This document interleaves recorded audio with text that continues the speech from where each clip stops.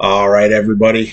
Welcome to the week 2 recap. The week 1 recap. Unfortunately, we couldn't make work for some reason. My phone wasn't letting it go to it. I just started to record the week 2 recap. I got about 5 minutes in, and then it didn't work again. So I'm trying something new. I'm gonna try doing it on the computer, and then I'll read off the phone this time, and we'll go that way. So we'll see if this works, or I might just be wasting my whole morning doing this and just talking to myself. But you know what? There's nothing I like talking about more than football. So, somebody has to listen, and I guess right now it's just me talking to me. But hopefully, you guys listen, and we go from there.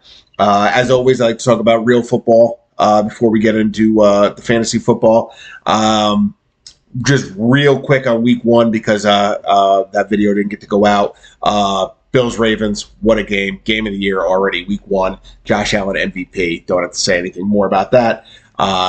Jets, offense looked great week 1. That was impressive. I was nervous going into week 2 because I thought you'd use Fields and Brees to attack us the same way that Lamar and Henry did. I thought we'd still win the game, but I didn't think it would be the game that we ended up having. Giants, that was brutal week 1. 3 years in a row of no touchdowns on week 1, which is pretty bad. Obviously, the offense bounced back last week or this week, but that was a pretty not so great performance. Definitely was thinking that we might be seeing Jackson Dart sooner rather than later. Dolphins, that was about as bad as it can be in week 1. And then Pats, because the Dolphins were so bad, nobody really talked much about the Patriots. But, I mean, that wasn't much better. Losing at home to a West Coast team and the Raiders at that in week 1. All right, I think that covers our teams. Let's move on to week 2 now because that's where we're at. Bills, Jets, I was there for the game. Jets, man, that was not the performance I was expecting coming off your week 1 performance. All in all, it was a pretty boring game, which I like. I don't want the stress of that Bills Ravens game every week. Pretty boring game as of the overall standard. You had the Josh Allen run and you had the James Cook run. That was really the only exciting plays in the game. Jets, your stadium, man, that was not a home field advantage at all. The loudest cheers I heard were good Bills plays. I think it's very fair to say the stadium was like 60-40 Jets to Bills. It was still more Jets than Bills, but not by much. It was pretty darn close. And I'd venture to say week 1 was probably the same because Steelers fans travel so well. We got what, like 5 Jets fans in this chat. You guys need to start getting your butts down to the game and cheering on your teams because that was very unimpressive. There was definitely no home field advantage. That stadium was quiet. It was very quiet the whole day. And when we watched the broadcast at home afterwards, it was it's so silent. It sounded like a preseason game. And the Jets played like a preseason game, so that kind of works. So Bills, Jets, Giants, that's a tough loss. I feel for you guys. I've been on the wrong side of that loss many times in my Bills fandom. Probably will again soon. That's a tough one. I mean, your offense showed up, but obviously the defense did not. I didn't get to watch the game because I was at the other game, but that looked offensive explosion, but unfortunately couldn't get the stops. And man, Brandon Aubrey's range is just being on the field. Anywhere he's on the field, you can make it. That's a tough way to lose.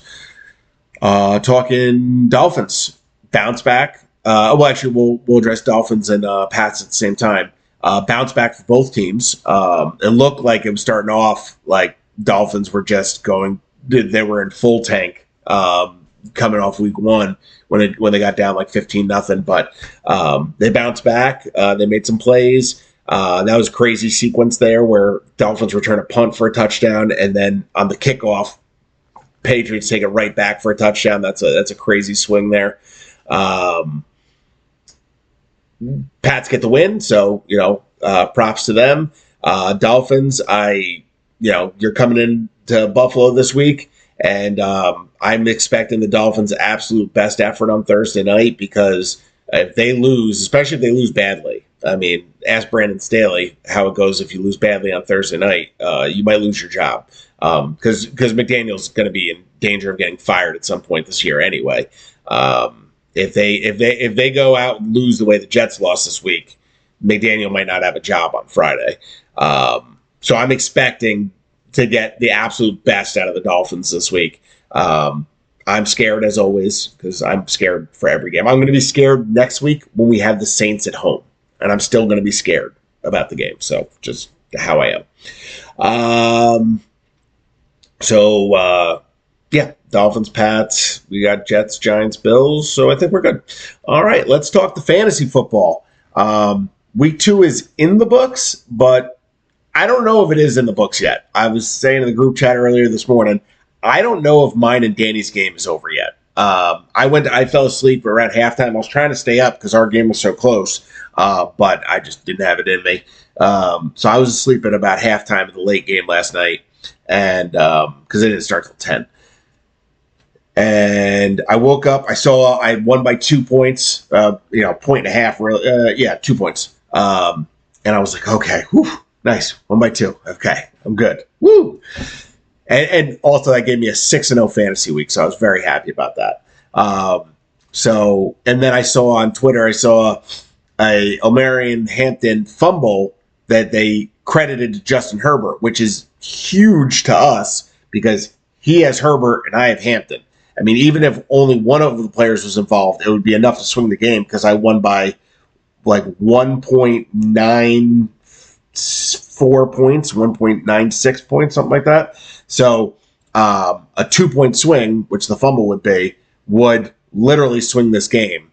And then obviously, if they decide to change it and give it back to Hampton, I would lose 2 points. Danny would gain 2 points, and he would win handily in that case.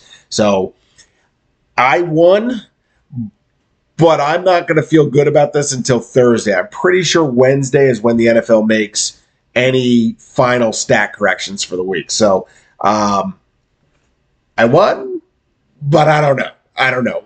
We'll address this Thursday. I will make an angry video if they decide to change it. But for as far as our game goes, the tough break for Danny is that his bench. He had Stevenson on the bench with 21. He had Wan'Dale Robinson on the bench with 28. So he had some big performers there. I don't know that I would have started him over anybody who started him over. But we can't count on Jaden Reed getting hurt in the game. And then obviously tight end. It looks like Andrews is really his only option at the moment. And Andrews is not coming through for him. For me, Hampton, I was expecting a lot more than 3.5 points, and it might drop to 1.5 points. Josh Allen didn't perform fantasy-wise the way I want to. The game was fine, and I was fine with his performance there. But obviously, James Cook got all the touchdowns, and Elijah Moore had a rushing touchdown, so didn't get me much fantasy-wise. So right now, I won, but again, I'm not feeling particularly great about that outcome. I would not be shocked if in a couple days Danny improves to 2-0 and I fall to 0-2. But right now we're both 1-1 teams. Speaking of 1-1, the professor. What's the deal, bro? You can't talk about that smack and then lose? No, I'm just kidding. Shane won his opening game, but he falls to 1-1 here with the loss to Delano, who new to the league, 2-2. This wasn't a particularly high-scoring game. It was a 107 to 101, so 6-point difference here. And the tough break for Shane is that his defense scored -5. Literally, if he doesn't start a defense, he only loses his game by 1. And obviously, if he picks up pretty much any defense off the waiver wire, he probably wins this game. So that's a tough break there. Going into last night, he was projected to win still, but Genti, all the rookie running backs, Genti, Hampton, Trevion Henderson, KJ Harvey, or RJ Harvey, and Caleb Johnson, none of them are doing anything fantasy-wise right now. So there's we were expecting a lot from a lot of those guys.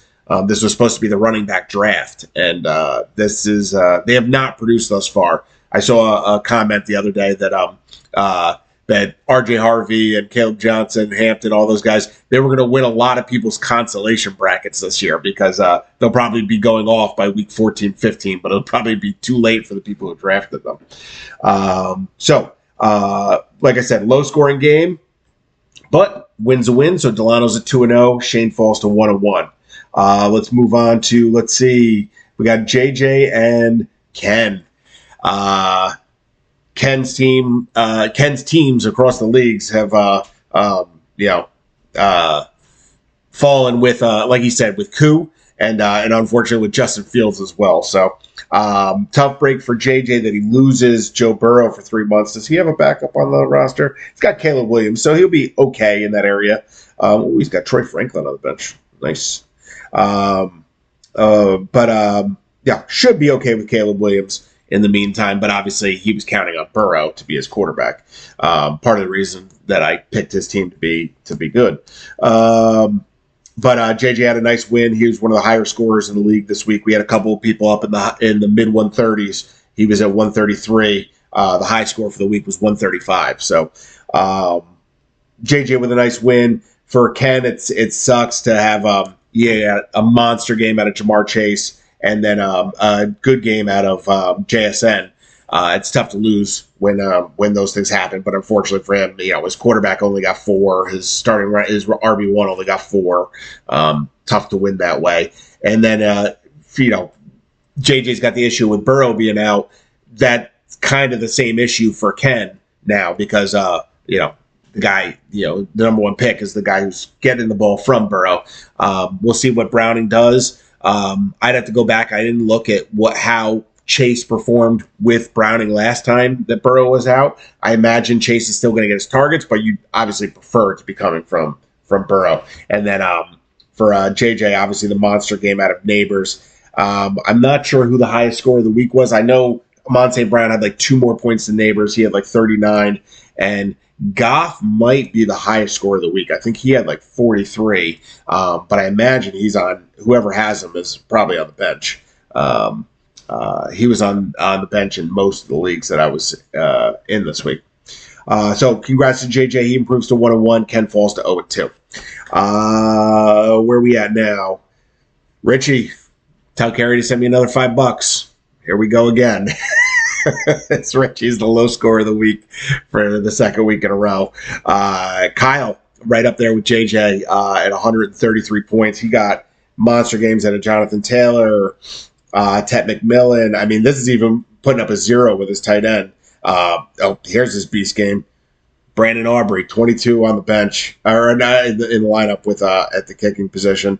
And then for Richie, let's see, what do we got? I mean, Brian Thomas isn't producing.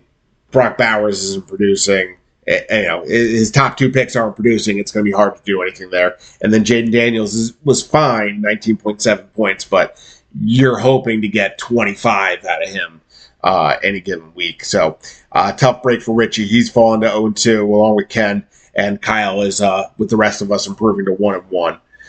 Moving on, another close game here. We have Marissa and Keo. Keo gets the 128 to 120 win against Marissa. And then for Marissa, the tough break is she's got 2 opportunities to win this game.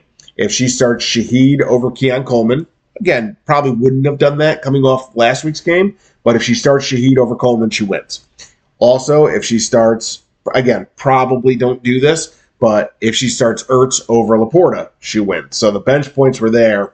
Unfortunately, bad lineup decisions. Again, decisions I think I would have made the exact same ones, but unfortunately, me personally, I'd rather lose and not have had a chance to win. I'm always of the opinion I'd rather get blown out than lose the close one that the opportunity was there, because it just, it stings. I get it. So both those teams are now 1-1 with Justin improving to 1-1. He got monster games out of Javonte Williams and Jameson Williams. Jameson Williams put up the Randy Moss stat line: two catches, 108 yards, 2 touchdowns. So and Debo had a nice game.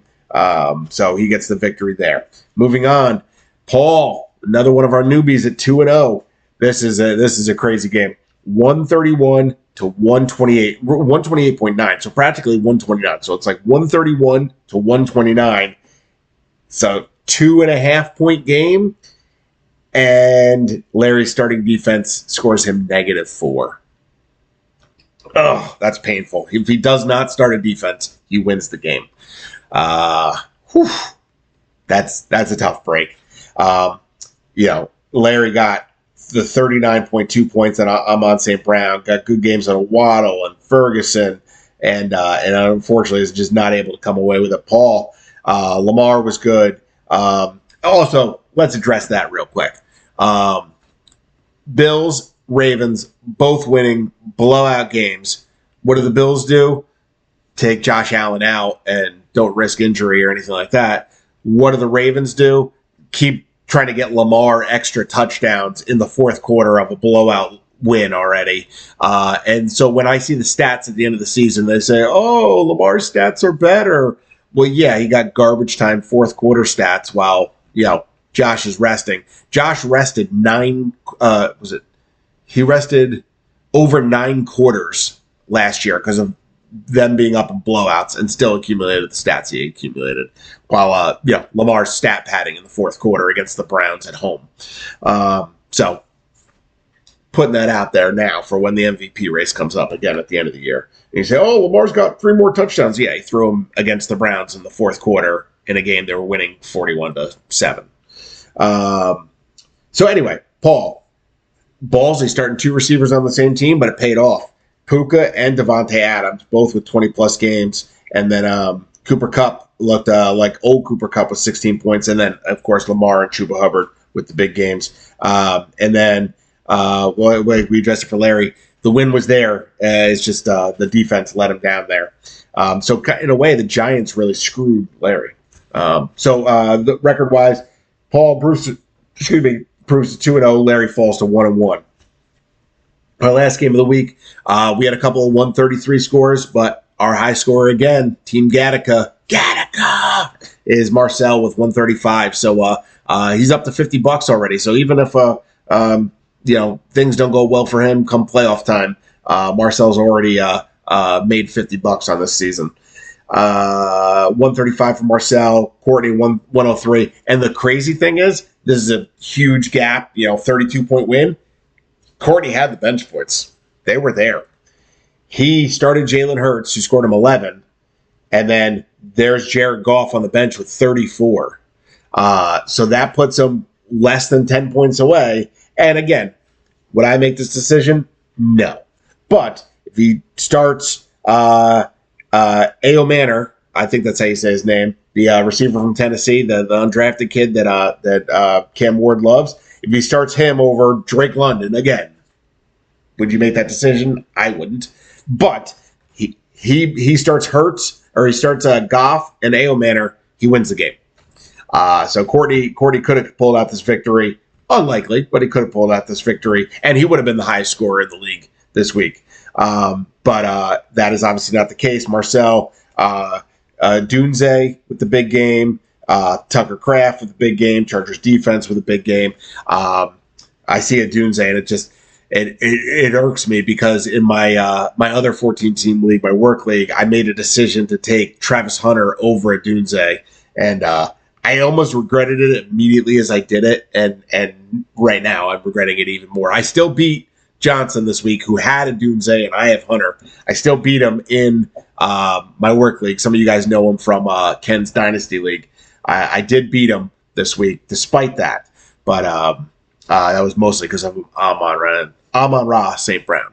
So Marcel improves to 2-0. I believe he's in first place as far as points go. Well, obviously he's in first place because the points go because he had the highest score in the league 2 weeks in a row. And Courtney falls to 0-2. So let's take a quick look at the standings. I know we're early on, but as far as the 2-0 teams go, it goes Marcel, Paul, Delano, as far as our 2-0 teams. And then we have at 1-1, Marissa, Danny, and then me. That is your 6 playoff teams at the moment. And then continuing down at 1-1, you have Kyle, JJ, Justin, and Larry, and Shane. So let's see. 1, 2, 3, 4, 5, 6, 7, 8. More than half the league is 1-1 right now. And then Ken, Courtney, and Rich at 0-2. So, yeah, one of you is getting pelted with paintballs. We'll see who it's going to be.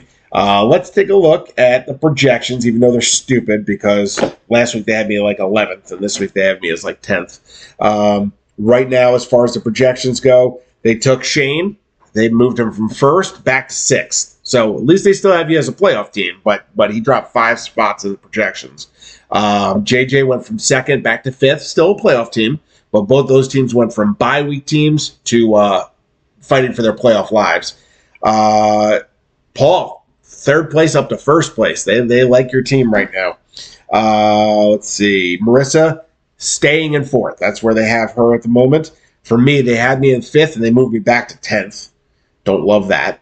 And then for Justin, 6th back to 7th, so just outside of the playoffs. Kyle, 7th back to 9th. Danny, they had him as a steady 8th place team. And then Delano from 9th up to the 2 seed. Looking at a bye week there. Ken, 10 back to 12. Richie, 11 back to 14. Larry, 12 back to 13. Nope. Playbook of Eli. Oh, that's Courtney, actually. 12 back to 13. For Larry, 13 up to 11. And then Gattaca, 14th up to 3rd. So big jumps there. So that's where the power rankings have us at the moment. And now let's talk scoreboard week 3. All right. Real quick preview of the matchups this week. I didn't go through all your rosters to see who's got Bills and who's got Dolphins for Thursday night, but obviously I have Josh Allen, so he's going to be playing. Whoever's got James Cook is starting him. Whoever's got Devon A-Chain is starting him. And then if you had in a redraft league, if you have Tyreek or Waddle, you're obviously starting those guys. I'm not sure there's a Bills receiver you're confident starting at the moment. You know, I think Marissa, and I'm playing Marissa. I believe she has Keon. I think you do start him, but, you know, it's dicey. I mean, he could have easily came out of last week. Like, watching the game, I kept turning towards, Christy and Will, and I was like, where's Keon? Like, half the packages, he wasn't on the field. I wonder if he's dealing with an injury or it was just a game plan-specific thing, but he seemed to be in and out of the lineup and barely on the field on Sunday. And then I don't know if you're starting either tight end right now for the Bills, and Dolphins don't have a tight end. We're starting at the moment. So we'll see as far as Thursday night goes. So it's me and Marissa, Bills, Dolphins on Thursday night, and Bills versus Dolphins in fantasy. Delano 2-0 taking on Ken. Ken's got to save his season here. He's got to come back from down 0-2. Richie and the Professor. Rich is going to fanboy out, getting to play the Professor this week. 1-1 taking on 0-2. And then we got a 1-on-1 matchup here, Justin and JJ. We got another 1-on-1 matchup here, brother on brother, Larry versus Kyle. And then we've got Marcel and Paul, two 2-0 teams going against each other. So somebody's going to be taking their first L, and somebody's going to improve to 3-0 this week. And then finally, Danny versus Courtney, 1-1 versus 0-2. A couple teams looking to get off the schneid after their losses last week. Comments, concerns, whatever. I don't really care. Go Bills. And then go Giants this week. I'm rooting for you guys. Let's beat the Chiefs. Jets play, I think, Tampa. So that's a tough one. At least Tampa's going to be on a short week. And I could not tell you off the top of my head who the Patriots play this week. Sorry, JJ. All right. Let's get it. Be good, do good. God bless, and go Bills.